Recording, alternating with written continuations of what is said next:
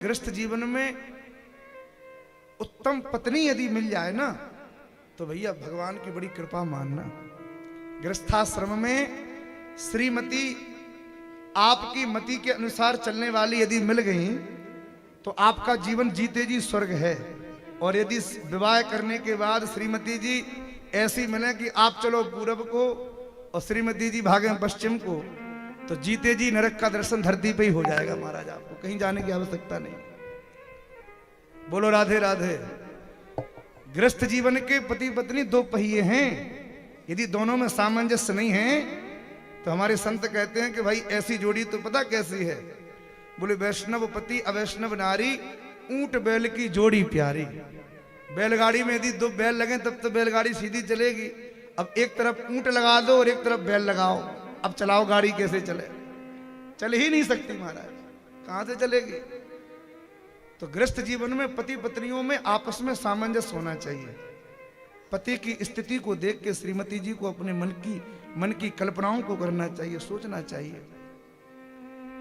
बेचारे पति देवता बिजली के बिल को भी सोच समझ के कैसे कैसे करके भरने का प्रयास कर रहे हैं, और श्रीमती जी हर संडे को अपनी लिस्ट लेके खड़ी हो जाती हैं कि आज संडे आ गया, चलो अब आज का भोजन किसी होटल में होना चाहिए।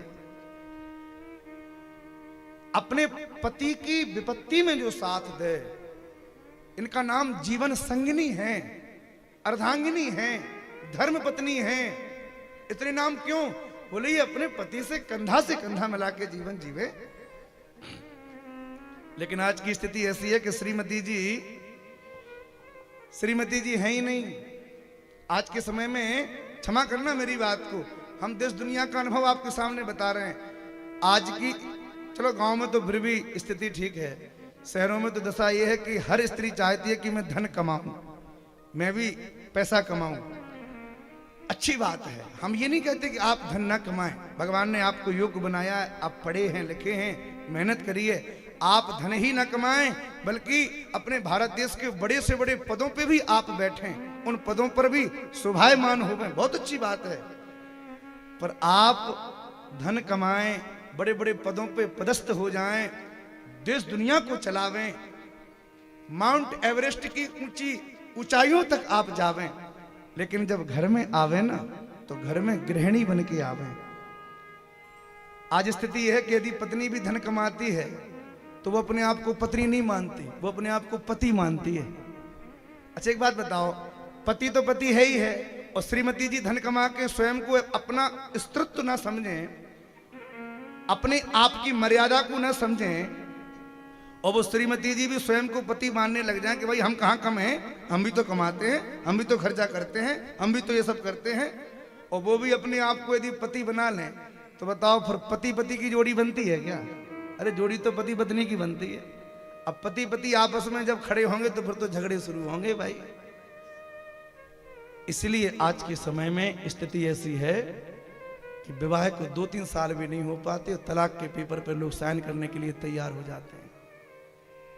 आज से केवल 5-7 साल पहले अभी एक सुप्रीम कोर्ट के बहुत बड़े जज हमारे पूज्य गुरुदेव भगवान के पास आके उन्होंने अपने जीवन का अनुभव कहा महाराज हमको 35 साल हो गए जजमेंट करते हुए, पर उन 35 साल में हमने तलाक के इतने केस नहीं देखे जितने केस पिछले 5 सालों में हमने देख लिए, केवल 5 सालों में। इन 5 सालों में लोगों ने ऐसी उन्नति करी है कि संबंधों का विच्छेद कर दिया लोगों ने।